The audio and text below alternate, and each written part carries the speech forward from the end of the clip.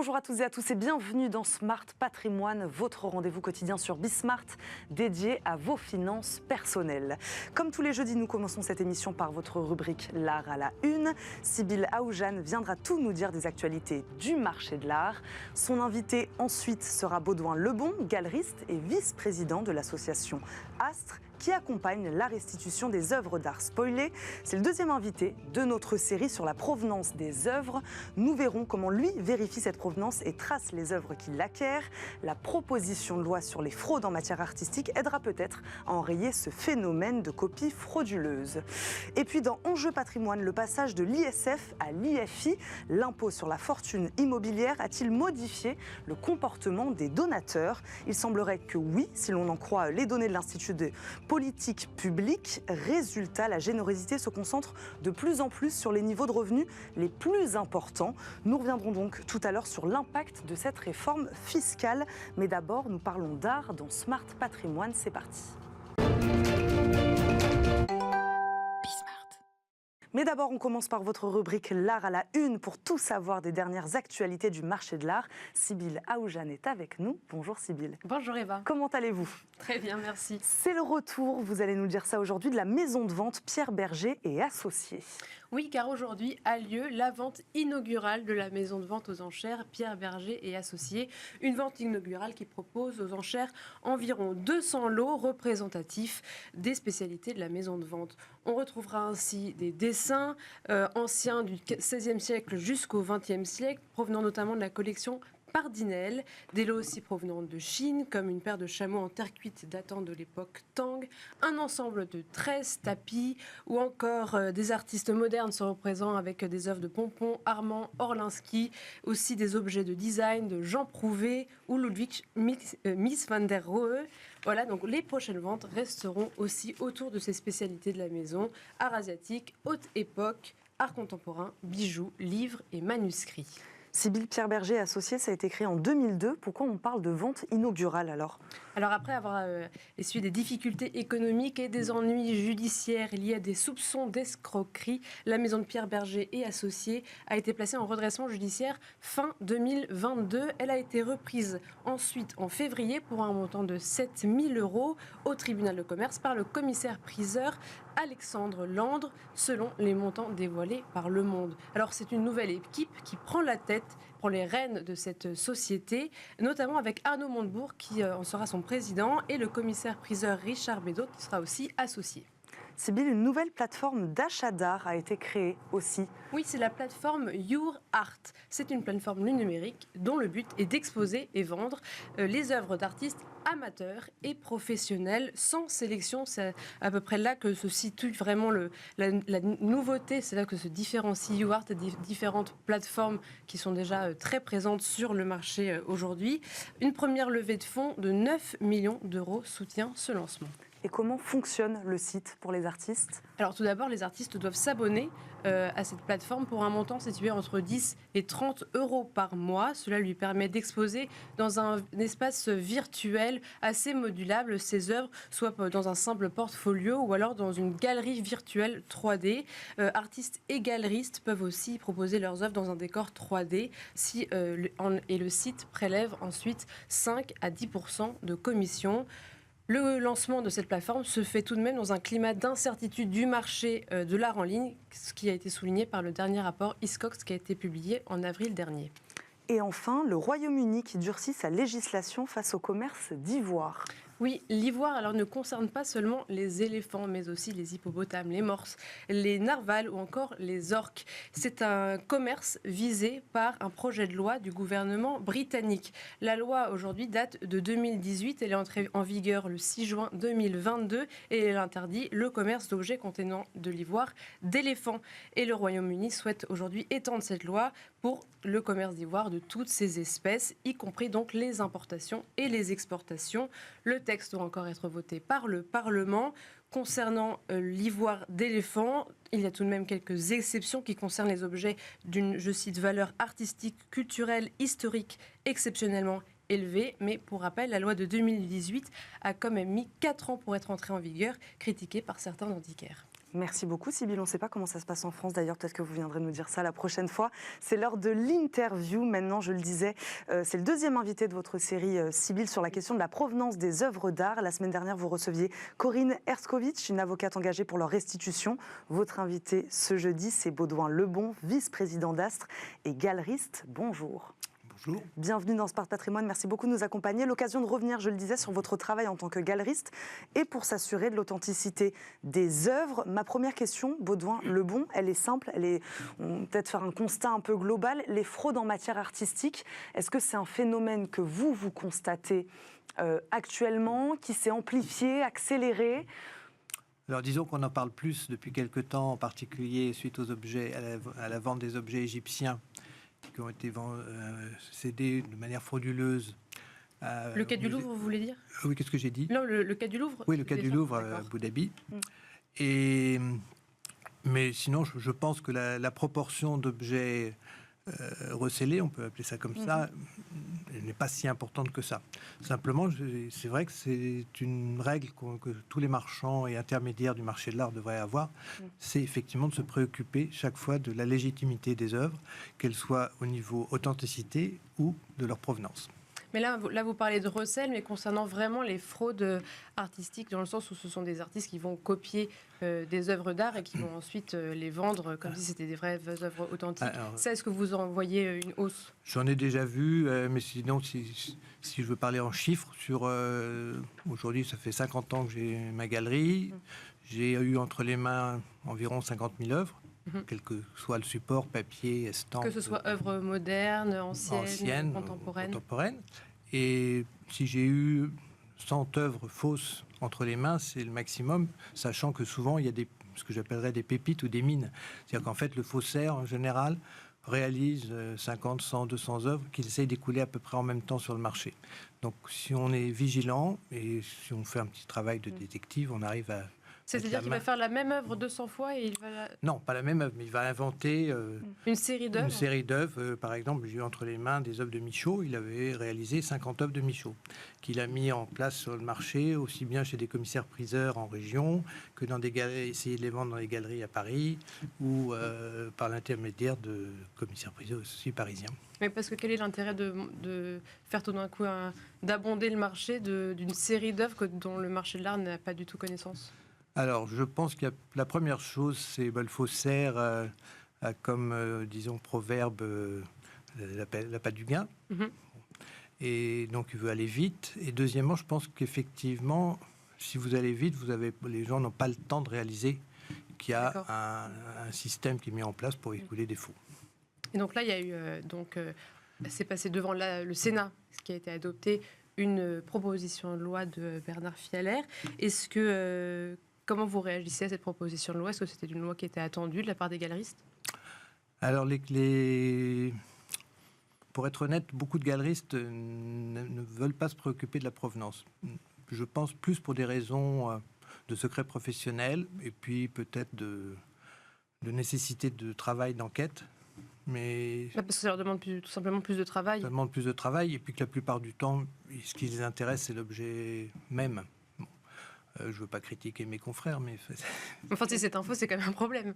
Alors, en général les antiquaires font attention à ça. Et puis, alors, vous avez deux phénomènes. Vous avez ce que j'appellerais l'antiquaire receleur qui cherche à placer des faux. Et puis, vous avez aussi ce que vous faites malgré vous, à l'insu de votre plein gré, c'est de vendre des faux sans le savoir, parce que si le faux est très bien fait, il n'a pas été bien fait. Souvent, il n'y a pas uniquement un problème d'expertise, parce que surtout, c'est pas mon domaine, mais en art ancien, il peut y avoir, par exemple, au mobilier, on mélange des parties vraies avec des parties plus modernes, mais ça peut être aussi le fait qu'on se fie à la provenance, justement. On ne vérifie pas la provenance. Donc on dit, vous savez, ce mobilier vient de la famille de Rothschild, il a appartenu à Madame de Maintenon.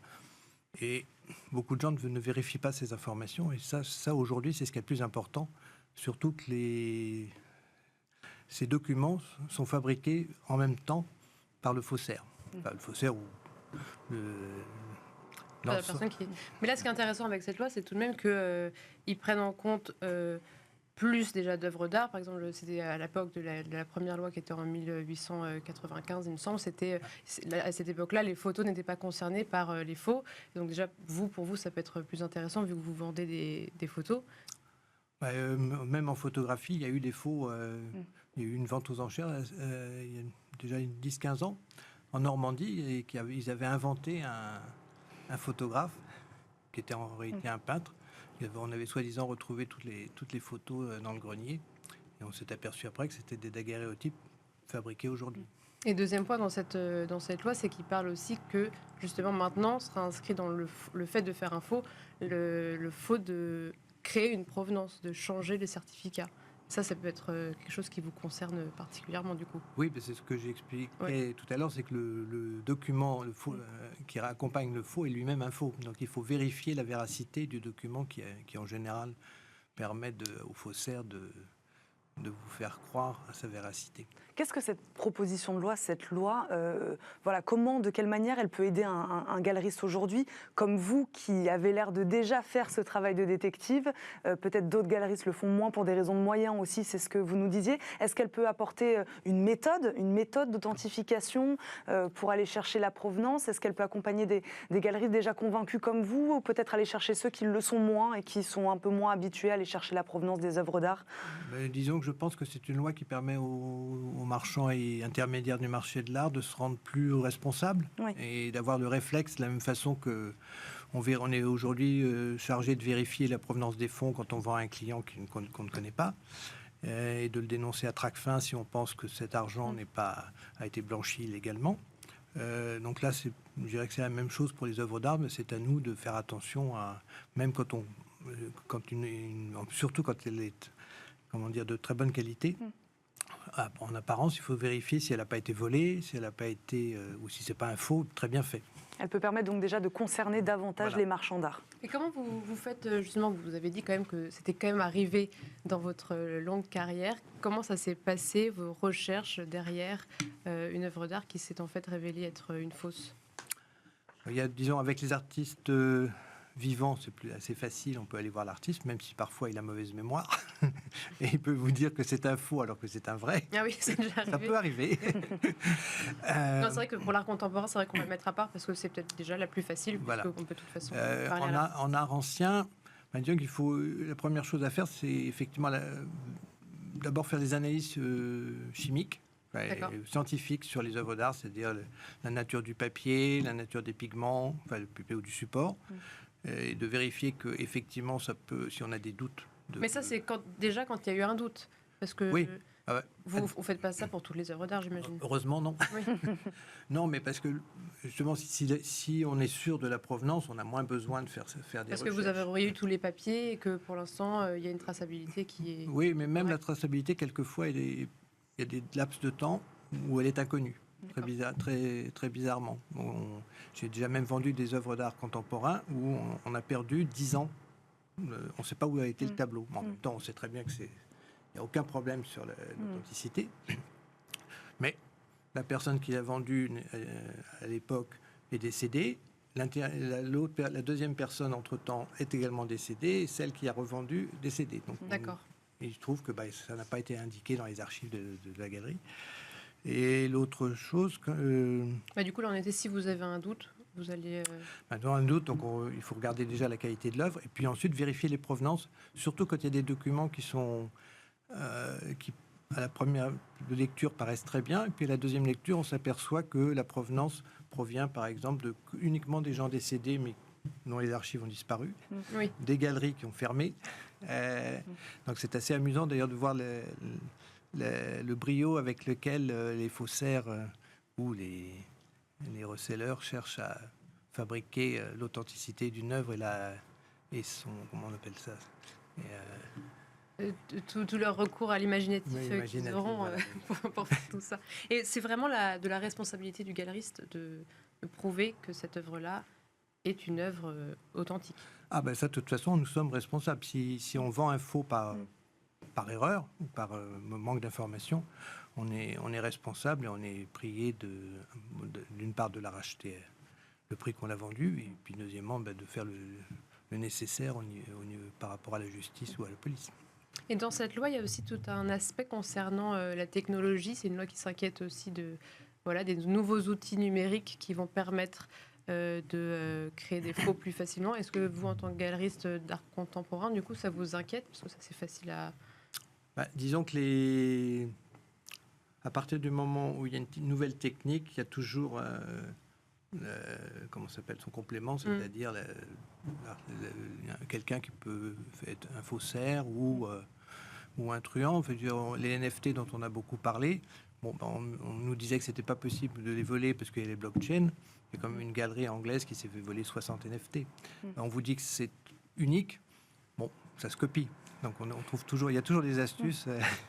De la même façon, on sait très bien quand on fabrique des nouvelles serrures, c'est pour ça ne permet aux cambrioleurs d'augmenter le temps pour pouvoir forcer la porte, mais elle est toujours forçable. Est-ce que il y a des caractéristiques sur des œuvres qui vous donnent particulièrement du fil à retordre, à authentifier, à certifier Parfois, oui, parce que j'ai eu entre les mains de Kooning. Je l'ai montré à des spécialistes de Kooning, à des grands amateurs de Kooning. Tout le monde m'a dit c'est formidable, il y a toute l'énergie, c'est l'artiste. Et justement, il y a le document qui l'accompagnait qui disait provenance galerie Intel en Belgique, mais qui avait fermé, et galerie à New York.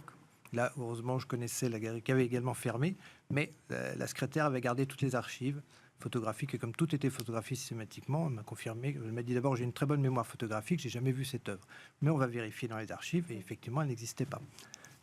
Mais c'est vrai que aussi c'est une question d'habitude. À partir du moment où on commence à avoir des réflexes, on a une chance de pouvoir vérifier qu'il y a un problème avec une œuvre.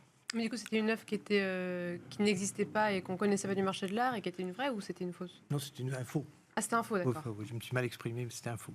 Et concernant, pour finir, la loi, est-ce que vous trouvez qu'elle est complète? Est-ce que vous pensez en tant que galeriste qu'il faudrait rajouter certains aspects? On peut toujours rajouter certains aspects, mais je pense qu'à partir du moment où on précise d'une manière large que nous sommes responsables de la provenance des œuvres et qu'on doit faire les recherches dans la mesure de nos moyens, parce que c'est sûr que s'il s'agit d'une antiquité, on peut pas remonter la provenance jusqu'à l'an 2000, moins 2000, mais par contre, on peut vérifier si elles ont une partie de fouille légale ou illégale, ça oui. Mais je pense qu'après, il faut montrer qu'on est de bonne foi et qu'on a cherché à vouloir vendre un bien qui soit propre. Merci beaucoup, Baudouin Lebon, d'avoir été avec nous, de nous avoir accompagnés aujourd'hui dans Smart Patrimoine. Je rappelle, vous êtes le vice-président de l'association Astre et galeriste. Donc, merci beaucoup de nous avoir accompagnés aujourd'hui. Merci, Sybille. On vous retrouve bien sûr jeudi prochain pour la suite de cette série sur la provenance des œuvres d'art. Tout de suite, c'est Enjeu Patrimoine. Et c'est parti pour Enjeu Patrimoine. Aujourd'hui, retour sur le passage de l'ISF à l'IFI. Comment cette réforme fiscale a-t-elle modifié les comportements des donateurs? Il semblerait qu'il soit moins avantageux de faire des dons caritatifs. Et pourtant, les chiffres montrent que le montant global des dons augmente en 2021. Paradoxe, nous faisons le point aujourd'hui avec notre invité Vincent Baudin, directeur adjoint marketing et développement à la Fondation de France. Bonjour. Bonjour. Bienvenue dans Smart Patrimoine, Vincent Baudin. Merci beaucoup de nous accompagner. Ma première question est simple, grosso modo. Combien de ménages sont in fine sortis du champ de l'impôt sur la fortune après cette réforme? Eh bien, la réforme de l'ISF à l'IFI avait fait que, comme il n'y avait plus que le patrimoine immobilier qui était assujetti, c'est près de 2/3 des foyers en France qui étaient assujettis à l'ISF, qui ne l'étaient plus à l'IFI. Et puis pour ceux qui restaient assujettis, ils payaient moins d'impôts puisque c'était seulement sur l'immobilier. Et c'est vrai que la conséquence que ça a eu pour les dons qui étaient attachés à cet impôt, ça a été aussi une baisse significative pour le secteur global. Il y a eu une baisse d'environ 58% entre 2017 et 2018 des dons réalisés au titre de l'ISF puis de l'IFI. Quelle est la différence entre les foyers restés imposés sur la fortune, VS IFI, le taux appliqué aux dons caritatifs, pour qu'on ait un peu une idée?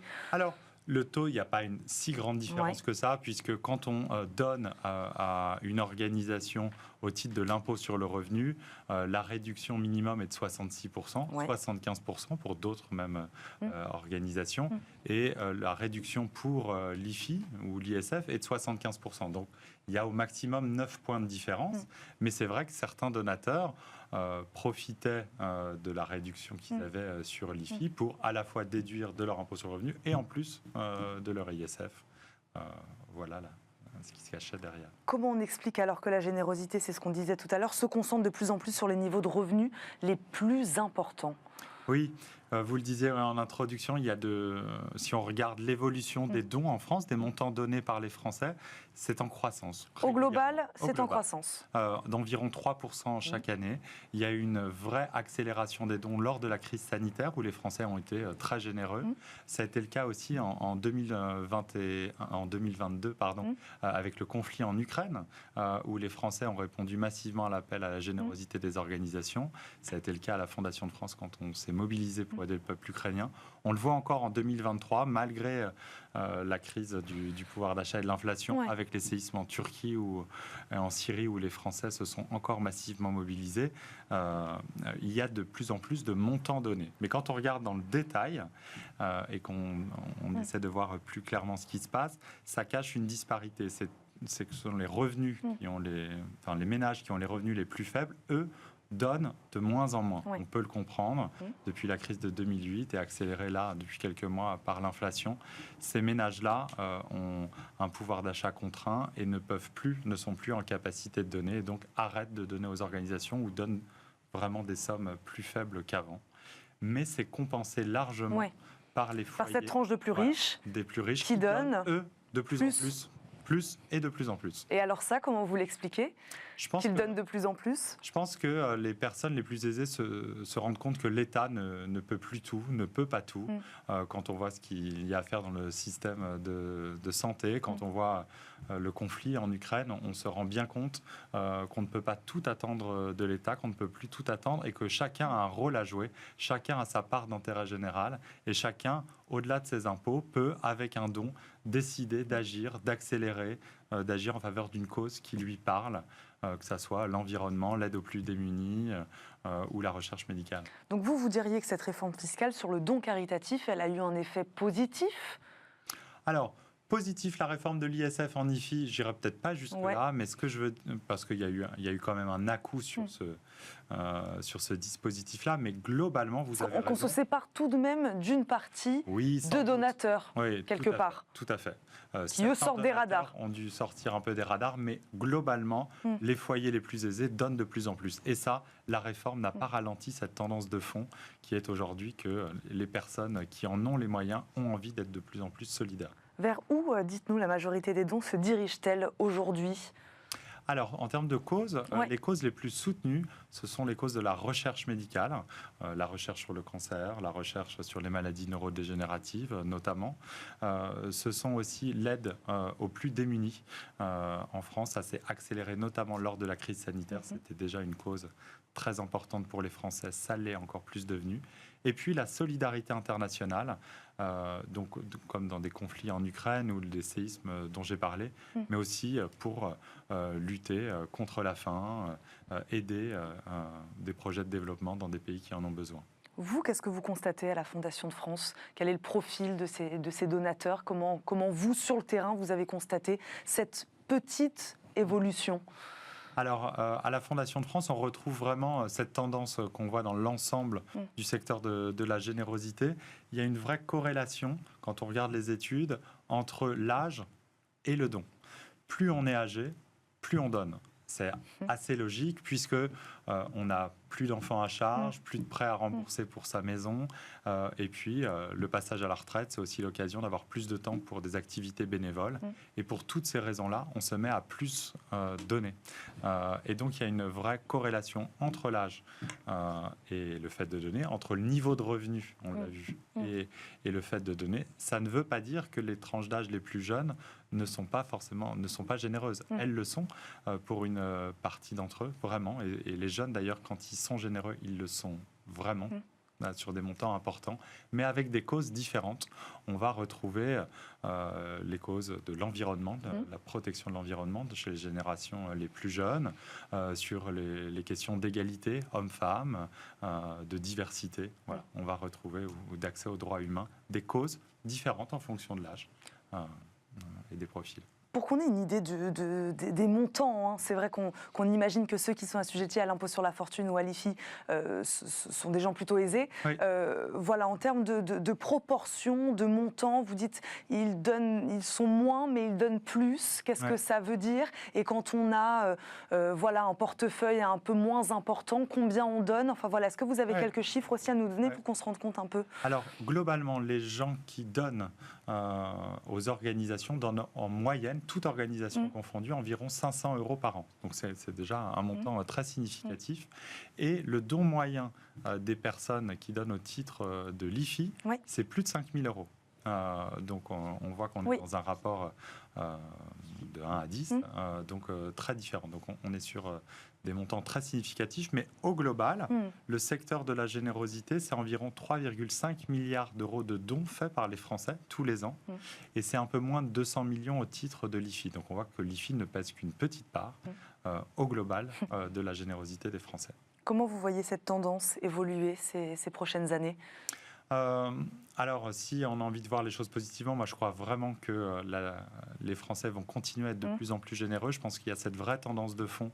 On en a parlé des foyers les plus aisés qui continueront à donner de plus en plus. Et nous, on voit à la Fondation de France, on accueille plein d'entrepreneurs qui viennent créer leur fondation abritée à la Fondation de France. Et on voit justement ce profil-là vraiment arriver d'entrepreneurs qui ont réussi, qui vendent des parts de leur société à 40, 45 ans, 50 ans après une très belle réussite entrepreneuriale et qui décident... Une nouvelle forme d'engagement, c'est ça que vous nous dites? Et de dire, je veux partager la valeur, je veux partager ma réussite avec ceux qui en ont besoin et je crée ma fondation abritée à la Fondation de France et je vais m'engager pour la cause qui m'intéresse. Et ça, on voit vraiment cette accélération-là qui se dessine. Et puis, j'espère que les foyers qui ont des revenus plus contraints, eh bien que l'impact de l'inflation pour eux va diminuer et vont pouvoir renouer avec leurs pratiques de dons. On est convaincu que c'est aussi quelque chose d'essentiel. Parce qu'on rappelle qu'il y a un intérêt en termes de fiscalité notamment à donner. Mais au-delà de ça, le don à la base, parce que quand on regarde les études, oui, la fiscalité accélère, mais ça n'est jamais la première motivation de donner. Et la première motivation de donner, c'est être utile à une cause qui nous intéresse. Et c'est aussi un facteur vraiment de lien social. Et je pense dans notre société où on voit ce repli sur soi de chacun parfois monter, ces tensions naître, eh bien, le don, le fait de donner, le fait de s'impliquer bénévolement dans des associations, eh bien, c'est ça qui fait qu'on arrive tous à vivre ensemble, à faire société. Et donc, j'espère vraiment que le don va continuer sous toutes ses formes à se développer. C'est magnifique, on va terminer là-dessus. Merci beaucoup Vincent Baudin d'avoir été avec nous aujourd'hui dans Smart Patrimoine. Je rappelle, vous êtes directeur adjoint marketing et développement à la Fondation de France. Merci beaucoup de nous avoir accompagnés. Merci à vous de nous avoir suivis. On se retrouve très vite pour un nouveau numéro de Smart Patrimoine. À très vite sur Bismart. Ciao.